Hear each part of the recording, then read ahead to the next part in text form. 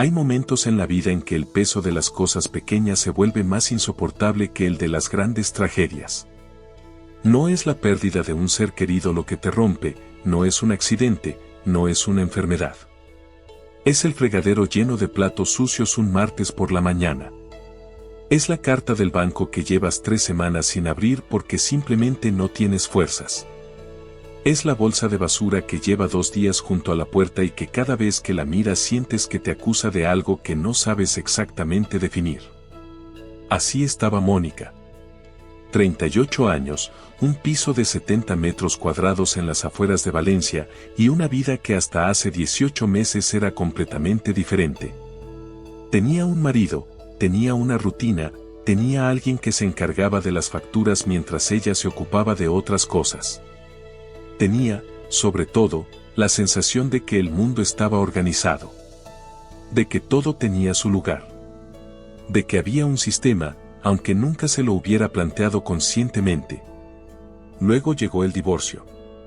Y con el divorcio llegó algo que nadie te advierte. No te dicen que lo más difícil no va a ser la soledad en sí misma, sino aprender a funcionar. Aprender que ahora eres tú quien tiene que llamar cuando se va la luz. Que eres tú quien tiene que recordar cuando vence el seguro del coche. Que eres tú quien tiene que decidir si este mes puedes permitirte cambiar el colchón o si es mejor esperar. Nadie te enseña eso. Nadie te sienta y te dice, mira, Mónica, a partir de ahora vas a tener que ser 2 personas al mismo tiempo. Los primeros meses después de que firmaran los papeles, Mónica funcionó con una especie de piloto automático. Se levantaba, iba al trabajo, volvía, se sentaba en el sofá y veía pasar las horas sin hacer demasiado. El piso se fue llenando de ese desorden silencioso que no ves crecer pero que un día está ahí, enorme, mirándote. Ropa sobre las sillas. Papeles sin clasificar encima de la mesa de la cocina. Facturas en una esquina, algunas ya con retraso. La nevera con cosas a medias que nadie terminaba porque ahora solo vivía ella. Y Mónica lo sabía. Lo veía. Pero saberlo y tener fuerzas para cambiarlo son 2 cosas completamente distintas. Fue su vecina Susana quien primero se dio cuenta. Susana tenía 52 años y había pasado por su propio divorcio 12 años antes. No lo decía con orgullo ni con amargura, simplemente lo contaba como quien cuenta que alguna vez tuvo gripe. Sí, fue horrible, sí, tardé en recuperarme, pero aquí estoy. Susana era de esas personas que parecen haber aprendido de cada cosa que les ha pasado sin volverse duras por ello. Tenía una energía tranquila, una forma de moverse por la vida que transmitía calma sin esfuerzo. Un sábado por la mañana llamó a la puerta de Mónica con un pretexto absurdo, que si le podía devolver la fuente que le había prestado en Navidad. Mónica abrió la puerta en pijama, con el pelo recogido de cualquier manera, y Susana vio en 2 segundos todo lo que había que ver. No dijo nada en ese momento. Entregó la fuente, preguntó cómo estaba, y cuando Mónica respondió bien, con esa mentira automática que todos usamos, Susana simplemente asintió y dijo, si algún día quieres tomar un café, ya sabes dónde estoy. Mónica tardó 3 semanas en llamar a su puerta. Cuando lo hizo, fue un miércoles por la tarde, con los ojos rojos de haber llorado sin saber muy bien por qué, llevando en la mano una factura del gas que no entendía y que llevaba un mes intentando descifrar. Susana la hizo pasar, le puso un café delante, y sin preguntar nada, cogió la factura, la miró un momento y dijo, esto tiene fácil solución, pero primero cuéntame cómo estás de verdad. Y Mónica habló. Habló durante casi 2 horas. Habló de la sensación de estar perdida en su propio piso. De no saber por dónde empezar. De que cada vez que intentaba organizarse, la lista de cosas pendientes le parecía tan larga que prefería no empezar nada. Habló del miedo. Del miedo concreto y real de no saber si llegaba a fin de mes, de no tener claro cuánto gastaba exactamente, de la sensación de que el dinero se escurría entre los dedos sin que ella entendiera muy bien hacia dónde. Susana la escuchó todo el tiempo sin interrumpirla. Y cuando Mónica terminó, cuando se quedó en silencio con las manos alrededor de la taza, Susana le dijo algo que Mónica no olvidaría nunca. Le dijo: el caos que ves afuera es el mismo que sientes adentro. Y la buena noticia es que ambos se pueden ordenar. Pero tienes que empezar por entender que ordenar tu vida no es solo poner las cosas en su sitio. Es aprender a tomar decisiones pequeñas. Es recuperar la sensación de que tú controlas tu vida y no al revés. Mónica la miró y pensó que sonaba bien, pero que no entendía muy bien lo que significaba en la práctica. Susana sonrió como si hubiera leído su pensamiento. Mañana vengo a tu casa, le dijo. Y empezamos. Esa noche, Mónica se acostó con algo extraño en el pecho. Algo que no había sentido en meses. No era exactamente esperanza, porque la esperanza a veces pesa demasiado. Era algo más pequeño. Algo parecido a la posibilidad de que quizás, solo quizás, las cosas podían ser distintas. No lo sabía todavía, pero ese miércoles por la tarde había sido el primero de muchos pasos. El primero de una serie de decisiones pequeñas que, sumadas, iban a cambiarle la vida de una manera que ella aún no podía imaginar. Fuera, Valencia seguía con su ruido habitual. Los coches, las voces, el sonido del mundo moviéndose. Y por primera vez en mucho tiempo, Mónica no sintió que ese ruido la aplastaba. Solo lo escuchó. Y eso, de alguna manera, ya era algo. Susana llegó al día siguiente a las 10 de la mañana con una bolsa de tela, 2 libretas pequeñas y una caja de bolígrafos de colores. Mónica la miró desde la puerta con una mezcla de curiosidad y vergüenza, porque a la luz del día el piso parecía aún más caótico de lo que recordaba. Las sombras de la noche tapan muchas cosas. La mañana, en cambio, lo muestra todo. Susana entró sin hacer ningún comentario sobre el estado del lugar. No puso cara de sorpresa, no suspiró, no dijo nada que hiciera sentir a Mónica más pequeña de lo que ya se sentía.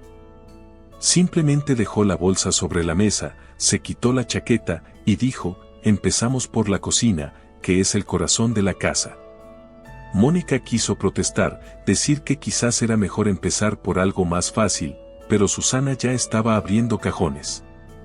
Lo que Susana le enseñó esa mañana no era complicado. De hecho, era tan sencillo que Mónica no entendía por qué nunca lo había hecho antes. Pero eso es lo que pasa con las cosas simples: cuando estás bien, no las necesitas porque todo fluye solo. Y cuando estás mal, son precisamente las cosas simples las que se vuelven imposibles. Susana le explicó que el orden no es un estado, es un hábito. Que no se trata de tener la casa perfecta, sino de tener sistemas. Pequeños sistemas que funcionen solos, que no dependan de que tengas energía o motivación, porque hay días en que no tienes ninguna de las dos cosas y la vida sigue igual. Los sistemas, dijo, son lo que funciona cuando tú no puedes. Empezaron por los cajones de la cocina. Sacaron todo. Absolutamente todo. Y sobre la mesa pusieron cada objeto, cada utensilio, cada papel perdido, cada bolígrafo sin tinta, cada imán de nevera suelto, cada cable de no se sabe qué aparato.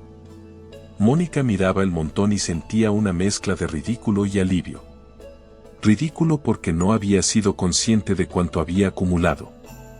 Alivio porque al menos ahora todo estaba visible. Susana le dijo: lo primero es decidir qué se queda y qué no, y la regla es simple: si no lo usas, si no lo necesitas, si no te da ningún valor, no tiene que estar en tu espacio. Pasaron 2 horas ordenando esos cajones. Solo esos. Y cuando terminaron, Mónica se quedó mirándolos con una sensación extraña. No era felicidad exactamente. Era algo más parecido a la claridad. Como cuando limpias los cristales de las gafas y de repente ves todo con más nitidez. Pero Susana no había llegado solo para enseñarle a ordenar cajones. Mientras trabajaban, fue hablando. Fue contándole cosas que nadie le había explicado antes a Mónica. Le habló de lo que significa realmente la independencia después de un divorcio. No la independencia romántica que se ve en las películas, esa de mujer libre que sale a cenar sola y se siente poderosa. La independencia real. La que tiene que ver con saber exactamente cuánto dinero entra cada mes y cuánto sale. La que tiene que ver con no tener miedo de abrir el correo. La que tiene que ver con entender una factura del gas. Le dijo, cuando dependes de otra persona para gestionar la parte económica de tu vida, no lo ves como una debilidad porque funciona. El problema llega cuando esa persona desaparece y de repente descubres que hay un mundo entero que no conoces. No es tu culpa. Pero es tu responsabilidad aprender. Mónica escuchaba y sentía que cada palabra le tocaba algo que llevaba mucho tiempo sin nombrarse. Esa tarde, con los cajones de la cocina ordenados y el café de las 3 en las manos, Susana sacó una de las libretas y se la puso delante a Mónica. Esto, dijo, va a ser tu cuaderno de cuentas. No es un libro de contabilidad, no te asustes. Es simplemente un lugar donde vas a escribir 3 cosas, lo que entra, lo que sale, y lo que queda. Nada más complicado que eso. Mónica miró la libreta como si fuera algo intimidante. Susana le puso un bolígrafo en la mano y le dijo, empieza hoy. Escribe lo que has gastado esta semana. Todo lo que recuerdes. Y Mónica empezó a escribir. El supermercado, el autobús, el café de la mañana, la farmacia. Cosas pequeñas. Cosas que solas no parecen nada pero que juntas, escritas en una lista, de repente tenían un peso diferente. De repente eran reales. Susana la miraba escribir sin decir nada. Y cuando Mónica terminó, cuando levantó la vista de la libreta, Susana le preguntó, ¿cuánto pensabas que habías gastado esta semana? Mónica dijo una cantidad. Susana señaló la lista y dijo, ¿y cuánto has gastado en realidad? La diferencia era casi el doble. Mónica se quedó en silencio un momento. No era un silencio de vergüenza, era un silencio de comprensión. De esas comprensiones que llegan de golpe y que sabes que ya no se van. Eso, dijo Susana suavemente, es lo que pasa cuando no miramos. No es que seamos irresponsables. Es que no miramos. Y lo que no miramos no podemos controlarlo. Esa noche, después de que Susana se fuera, Mónica se sentó en la cocina con la libreta abierta delante. Los cajones ordenados a su lado. El silencio del piso, que antes le parecía opresivo, era ahora algo diferente. Era un silencio que se podía habitar. Cogió el bolígrafo y escribió en la primera página de la libreta, con letra grande, mis cuentas. Mi vida. Mi control. No era un gran gesto. No era el comienzo de una transformación cinematográfica. Era simplemente una mujer sola en su cocina, con una libreta y un bolígrafo, decidiendo que a partir de ese momento iba a prestar atención. Iba a mirar. Iba a saber. Pero la historia de Mónica no terminaba con Susana. Porque a veces en la vida necesitas más de una persona que te enseñe cosas distintas. Y a veces esas personas aparecen en los momentos más inesperados. Leona llegó a su vida 3 semanas después, en un taller de gestión del hogar que el ayuntamiento organizaba los jueves por la tarde en el centro cívico del barrio. Mónica fue casi sin querer, porque Susana le había dicho que existía y porque había un jueves en que no tenía nada mejor que hacer y la alternativa era quedarse en el sofá viendo el techo. Leona tenía 45 años, era profesora de primaria de lunes a viernes y los jueves daba ese taller de manera voluntaria porque, según dijo ella misma el primer día, había aprendido las cosas de la manera difícil y si podía ahorrarle ese camino a alguien, lo haría. Era una mujer pequeña, de pelo corto y gris, con unas gafas redondas y una voz que llenaba la sala sin esfuerzo. Tenía esa capacidad extraña de hablar de cosas cotidianas, de cajones y archivadores y listas de la compra, y conseguir que sonaran importantes. Que sonaran como lo que eran realmente, los cimientos invisibles sobre los que se construye una vida estable.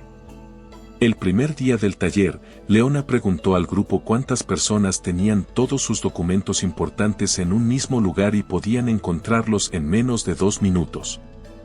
De 12 personas que había en la sala, solo levantó la mano una. Mónica miró alrededor y sintió, por primera vez en mucho tiempo, que no era la única que estaba aprendiendo a vivir. Leona les explicó ese día algo que Mónica grabó en su memoria para siempre. Les dijo que el desorden en el hogar no es solo un problema estético. Es un problema emocional.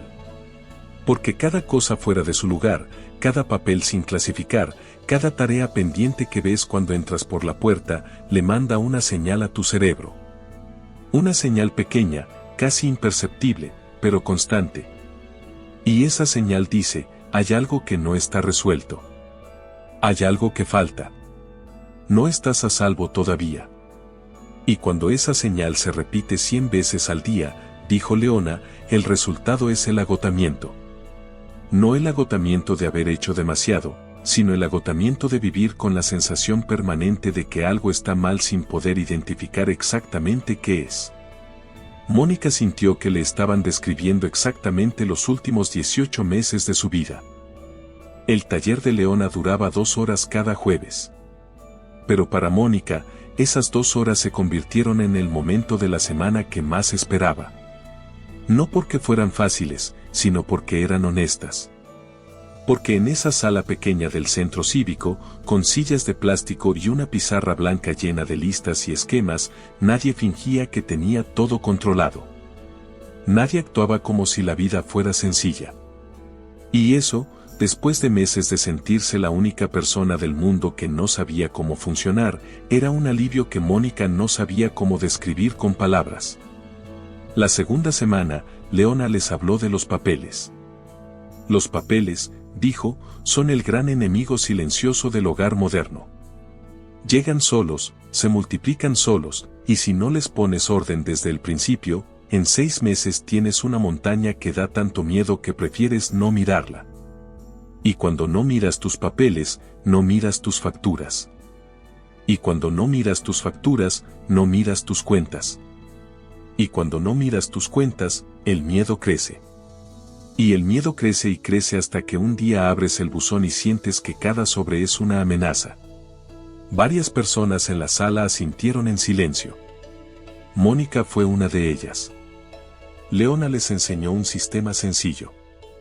3 carpetas. Nada más que 3 carpetas con 3 colores distintos. Una para los documentos importantes que no cambian, el contrato de alquiler, el DNI, los papeles del seguro, los documentos del divorcio. Una segunda para las facturas y recibos del mes en curso. Y una tercera para las cosas pendientes, esas que necesitan una acción concreta, una llamada, una firma, una respuesta. 3 carpetas. Un sistema. 10 minutos a la semana para mantenerlo. Mónica fue esa tarde a una papelería y compró las 3 carpetas. Las compró en rojo, azul y verde porque Leona había dicho que el color ayuda, que el cerebro recuerda mejor por colores que por etiquetas escritas. Llegó a casa, puso las 3 carpetas sobre la mesa del salón y se sentó delante de la montaña de papeles que llevaba meses acumulándose en una esquina de la cocina. Tardó 3 horas en clasificarlos todos. 3 horas que no fueron fáciles. Porque entre los papeles había cosas que dolían. Había documentos del divorcio que no había vuelto a mirar desde que los firmó. Había cartas de abogados. Había facturas conjuntas de cuando todavía eran 2. Había recibos de restaurantes a los que ya no iba. Pequeñas arqueologías de una vida que ya no existía. Mónica lloró un poco. No mucho, pero lloró. Y luego siguió clasificando. Cuando terminó, cuando los 3 archivadores estaban llenos y la mesa estaba despejada, se quedó mirando el resultado con una sensación que tardó un momento en identificar. Era orgullo. Un orgullo pequeño, íntimo, silencioso. El orgullo de quien ha hecho algo que daba miedo y lo ha terminado. Esa noche llamó a Susana para contárselo. Susana la escuchó y dijo, eso es exactamente lo que se siente. Cada vez que ordenas algo que daba miedo, recuperas un poco de ti misma. Las semanas siguientes fueron un proceso lento pero constante. Mónica iba al taller los jueves. Hablaba con Susana los fines de semana. Y entre semana, sola en su piso, iba aplicando lo que aprendía. Poco a poco, sin prisa pero sin pausa, como Leona repetía siempre. Empezó a llevar su libreta de cuentas con una regularidad que ella misma no se esperaba. Cada noche, antes de acostarse, 5 minutos. Lo que había gastado ese día. ¿Dónde? ¿En qué? Y al final de cada semana, una revisión rápida, ¿había gastado más de lo que había planeado? ¿En qué? ¿Por qué? No era un proceso cómodo al principio. Había días en que miraba los números y sentía una incomodidad física, casi como un dolor de estómago. Porque los números no mienten. Y a veces la verdad de los números es difícil de mirar. Pero Susana le había dicho algo que Mónica repetía mentalmente cada vez que sentía la tentación de cerrar la libreta y no mirar. La incomodidad que sientes ahora es mucho menor que el miedo que sentirás si sigues sin mirar. La incomodidad es temporal. El miedo que viene de la ignorancia no lo es. Fue durante la 4ª semana del taller cuando Leona introdujo el tema que más transformó a Mónica. No habló de cajones ni de archivadores ni de listas de la compra. Habló de presupuesto. Habló de esa palabra que a mucha gente le suena a restricción, a privación, a no poder. Y dijo que eso era exactamente el problema, que habíamos aprendido a ver el presupuesto como una jaula cuando en realidad es todo lo contrario. Un presupuesto, dijo Leona, es un mapa. Y un mapa no te restringe el movimiento, te lo facilita. Porque sin mapa puedes moverte, sí, pero no sabes dónde estás ni a dónde vas. Le pidió a cada persona del grupo que calculara sus ingresos mensuales y los dividiera en categorías. No en 100 categorías, sino en 4, necesidades básicas, gastos variables, ahorro y ocio. Solo 4. Y que le asignara a cada categoría un porcentaje de sus ingresos. Mónica hizo los cálculos esa misma noche en la cocina, con la libreta abierta y el móvil al lado para hacer las operaciones. Y por primera vez desde el divorcio, vio su situación económica real. Completa. Sin las partes que había estado evitando mirar. No era perfecta. Había meses en que los gastos variables se comían lo que tendría que haber ido al ahorro. Había categorías que no cuadraban. Había decisiones de compra que a la luz del presupuesto parecían claramente innecesarias. Pero también había algo más. Había un margen. Pequeño, pero real. Había un espacio donde, si tomaba decisiones conscientes, podía empezar a construir algo. Un colchón pequeño. Una seguridad mínima. La diferencia entre vivir con miedo al imprevisto y vivir sabiendo que si el mes que viene se rompe la lavadora, no va a ser una catástrofe. Esa noche Mónica no durmió muy bien. Pero no fue por angustia. Fue porque la cabeza no paraba de funcionar. Porque por primera vez en mucho tiempo, en lugar de darle vueltas a los miedos, le daba vueltas a los planes. Empezó a hacer pequeños cambios en sus hábitos de compra. Antes de ir al supermercado, escribía una lista. No una lista improvisada hecha en el pasillo, sino una lista pensada en casa, revisando lo que había en la nevera, calculando lo que necesitaba para la semana. ¿Sound simple? It is. Pero Mónica nunca lo había hecho sola.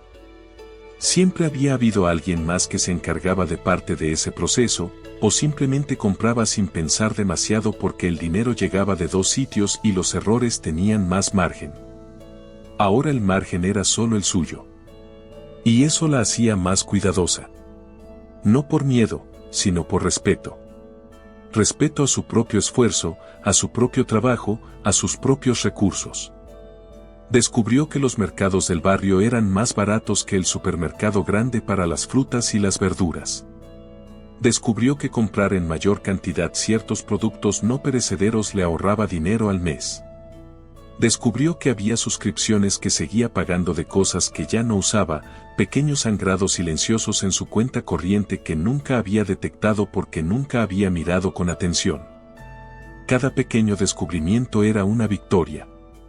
No una victoria ruidosa, no una de esas que se celebra con confeti. Una victoria tranquila, interior, del tipo que solo tú conoces pero que cambia algo en la manera en que te ves a ti misma. Leona lo llamaba recuperar el timón. Decía que mucha gente vive su vida económica como pasajera de un barco que no conduce nadie. El barco se mueve, llega a algún sitio, pero no sabes a dónde y no tienes control sobre la dirección.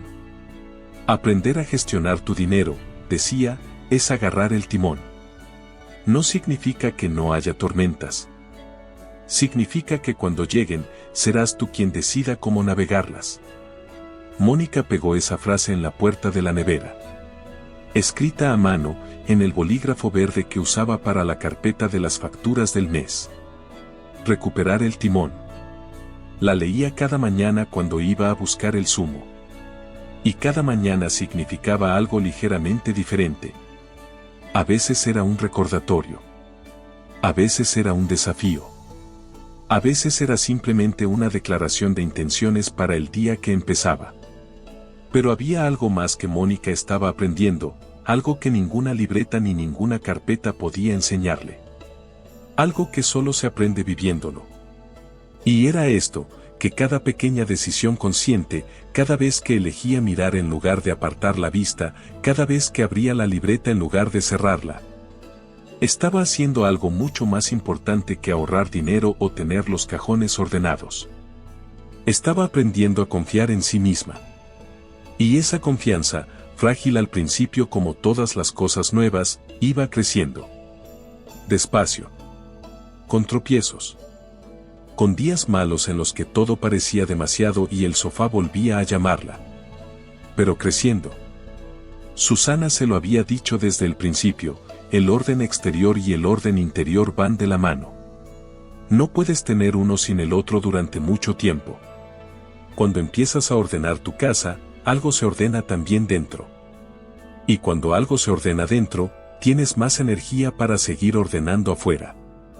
Es un círculo. Y tú eliges si ese círculo sube o si baja. Mónica había elegido que subiera. Y aunque todavía había días en que el círculo amenazaba con bajar, aunque todavía había noches en que la soledad pesaba y el futuro parecía demasiado incierto, algo había cambiado de manera irreversible. Mónica ya no era la misma mujer que había abierto la puerta en pijama con los ojos rojos y una factura del gas en la mano. Esa mujer no sabía lo que quería ni cómo conseguirlo. Esta Mónica sí lo sabía. Todavía no tenía todas las respuestas. Pero sabía las preguntas correctas. Y saber las preguntas correctas, como le había dicho Leona una tarde al final del taller, es ya la mitad del camino. Llegó un domingo de octubre en que Mónica se despertó antes de que sonara el despertador. No porque tuviera pesadillas. No porque la angustia la hubiera sacado del sueño como tantas otras veces. Se despertó simplemente porque su cuerpo estaba descansado y su mente, por primera vez en mucho tiempo, no tenía el peso de algo sin resolver aplastándola desde el primer momento del día. Se quedó un momento tumbada, mirando el techo, escuchando el silencio del piso. Y en ese silencio no había amenaza. No había esa sensación sorda de que algo estaba mal sin poder identificar qué. Había simplemente silencio. El silencio tranquilo de un espacio que está en orden. De una vida que, poco a poco, había ido tomando una forma reconocible. Se levantó, fue a la cocina, puso el café. Y mientras esperaba a que estuviera listo, abrió la libreta. Era un ritual que había desarrollado sin darse cuenta, una de esas costumbres pequeñas que se instalan solas cuando las repites suficientes veces. Cada domingo por la mañana, con el café, revisaba la semana. Los gastos, los ingresos, lo que había planeado y lo que había pasado realmente. Era una conversación de 10 minutos entre ella y sus números. Una conversación que al principio le daba miedo y que ahora era casi reconfortante. Porque los números ya no eran el enemigo. Eran información. Y la información es poder cuando sabes usarla. Ese domingo, al revisar la semana, Mónica se dio cuenta de algo. Por primera vez desde el divorcio, había llegado al final del mes con un pequeño remanente. No mucho. No era una cantidad que fuera a cambiarle la vida de golpe. Pero estaba ahí, en su cuenta corriente, como una prueba silenciosa de que el sistema funcionaba. De que las decisiones pequeñas sumaban. De que los 10 minutos del domingo y la lista del supermercado y las 3 carpetas de colores y la frase en la nevera no eran gestos vacíos sino cimientos reales de algo nuevo. Mónica cerró la libreta, cogió el café y se fue al salón. Se sentó en el sofá, el mismo sofá donde tantas noches había visto pasar las horas sin hacer nada, y miró el piso. Lo miró de verdad, con atención, como se mira algo que te importa. La cocina con los cajones ordenados. La estantería donde los libros por fin tenían un orden lógico. La mesa del salón despejada, con solo las 3 carpetas de colores y un pequeño cuaderno. La ventana limpia, dejando entrar una luz de octubre que era suave y dorada y que hacía que todo pareciera un poco más amable. No era un piso de revista. No era perfecto. Había cosas que todavía quería cambiar, rincones que todavía necesitaban atención, proyectos pequeños que estaban en la lista de pendientes. Pero era suyo. Era reconociblemente suyo. Y estaba vivo de una manera en que no lo había estado en mucho tiempo. Pensó en Susana. En aquella tarde de miércoles cuando había llamado a su puerta con los ojos rojos y una factura que no entendía. Pensó en lo que Susana le había dicho. El caos que ves afuera es el mismo que sientes adentro. Y la buena noticia es que ambos se pueden ordenar. Había tardado meses en entender completamente lo que eso significaba. Porque al principio había pensado que ordenar el piso era una solución práctica a un problema práctico. Que era cuestión de eficiencia, de organización, de no perder las facturas. Y sí, era todo eso. Pero era también mucho más. Ordenar el piso había sido una manera de decirle a su propia mente que las cosas podían tener sentido. Que el caos no era el estado natural de su vida. Que ella tenía la capacidad de tomar decisiones, de mantenerlas, de ver resultados. Cada cajón ordenado había sido una pequeña prueba de que era capaz. Cada factura pagada a tiempo había sido una confirmación de que podía encargarse de su propia vida. Cada semana con el presupuesto revisado había sido un recordatorio de que no estaba perdida, de que tenía un mapa y sabía usarlo. Y todo eso, sumado, había ido cambiando algo mucho más profundo que el estado de su piso o el saldo de su cuenta corriente. Había cambiado la manera en que se veía a sí misma. Mónica había llegado al divorcio sintiéndose, aunque no lo hubiera dicho con esas palabras, incompleta. Como si una parte de ella que era necesaria para funcionar se hubiera ido con el matrimonio. Como si sola no fuera suficiente. Como si necesitara a alguien que se encargara de las partes difíciles para que ella pudiera existir sin miedo. Y lo que los meses siguientes le habían enseñado, lo que Susana y Leona y las libretas y las carpetas y los jueves en el centro cívico le habían enseñado, era que eso no era verdad. Que nunca había sido verdad. Que ella siempre había tenido la capacidad de encargarse de su propia vida. Simplemente no había tenido la oportunidad, ni la necesidad, ni nadie que le enseñara cómo. Y ahora lo sabía. El taller de Leona terminó a finales de noviembre. El último día, cada persona del grupo contó cómo había cambiado algo en su vida durante las semanas que habían estado juntos. Mónica escuchó historias de otras mujeres, y algún hombre, que habían llegado al taller cargando sus propios pesos. Divorcios, duelos, reorganizaciones forzadas, cambios de vida que no habían elegido pero que habían tenido que navegar. Y en cada historia había algo en común, el momento en que habían decidido mirar en lugar de apartar la vista. El momento en que habían cogido una libreta, o abierto un cajón, o clasificado una factura, y habían sentido que algo se movía dentro. Cuando llegó el turno de Mónica, habló durante un momento en silencio. Buscó las palabras correctas y luego dijo algo que no había planeado decir pero que salió solo, con la claridad de las cosas que son verdad. Dijo, He aprendido que la fuerza no está donde yo pensaba. Pensaba que la fuerza era no necesitar ayuda. Que era poder sola con todo desde el primer día. Y he aprendido que eso no es fuerza, eso es orgullo mal entendido. La fuerza real es atreverse a mirar lo que da miedo. Es aceptar que no sabes algo y aprender. Es tomar una decisión pequeña cuando podrías no tomar ninguna. Es abrir la libreta cuando tienes ganas de cerrarla. La fuerza no vive en los grandes gestos. Vive en los pequeños, en los de cada día, en los que nadie ve pero que tú sientes. La sala quedó en silencio un momento. Leona la miró con una sonrisa que no necesitaba palabras. Después del taller, Susana y Mónica fueron a tomar algo al bar de la esquina. Era una tarde fría de noviembre, de esas que en Valencia no duran mucho pero que cuando llegan tienen una calidad particular, una luz gris y limpia que hace que la ciudad parezca más tranquila de lo habitual. Pidieron un vino y hablaron durante 2 horas de cosas distintas. De trabajo, de planes, de pequeñas ilusiones futuras. De un viaje que Mónica estaba pensando hacer en primavera, algo sencillo, unos días en algún sitio que no conociera. No era un sueño enorme, no era una aventura radical.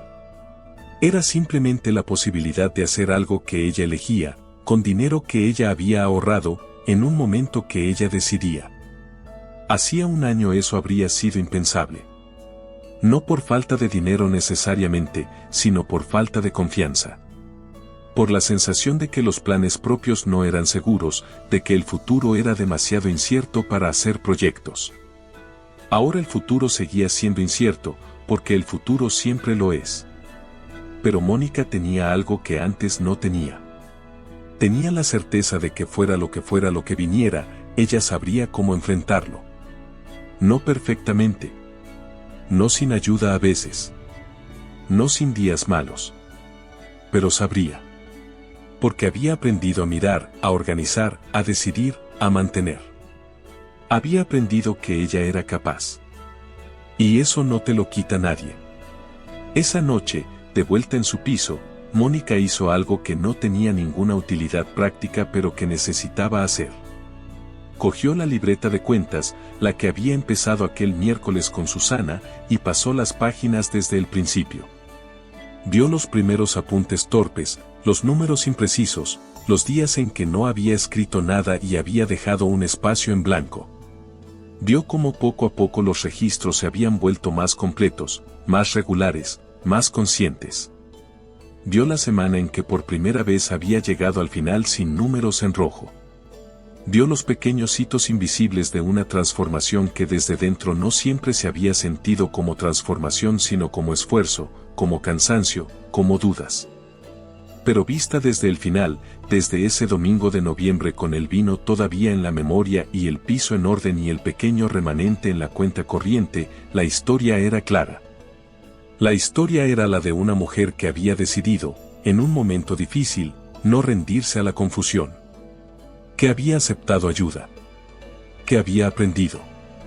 Que había aplicado lo que había aprendido, un día detrás de otro, sin esperar a que llegara la motivación perfecta o el momento ideal, porque la motivación perfecta no existe y el momento ideal tampoco. Cerró la libreta. La puso sobre la mesa junto a las 3 carpetas de colores. Y pensó que si alguien le hubiera dicho, 18 meses antes, que el camino hacia recuperarse después del divorcio iba a pasar por aprender a hacer listas de la compra y a clasificar facturas y a llevar un presupuesto mensual, se habría reído. O llorado. O las dos cosas. Porque uno espera que las grandes transformaciones vengan de grandes gestos. De momentos dramáticos. De revelaciones súbitas que lo cambian todo de golpe. Y a veces es así. Pero más veces de lo que nos cuentan, la transformación real es mucho más modesta y mucho más poderosa al mismo tiempo. Es una duraznera que crece 1 centímetro cada semana y que un día de primavera de repente está llena de flores. Es una mujer que cada noche, durante meses, abre una libreta y escribe 5 líneas. Es la suma de cosas pequeñas que nadie ve pero que tú construyes, una encima de la otra, hasta que un domingo de octubre te despiertas antes del despertador y el silencio ya no pesa. Mónica apagó la luz de la cocina. Fue al cuarto. Se acostó. Y antes de cerrar los ojos, en ese espacio de pensamientos medio dormidos donde a veces la mente dice sus verdades más limpias, Mónica pensó que estaba bien. No perfectamente bien. No de la manera en que lo había estado antes, con la falsa seguridad de una vida que dependía de otro para sostenerse.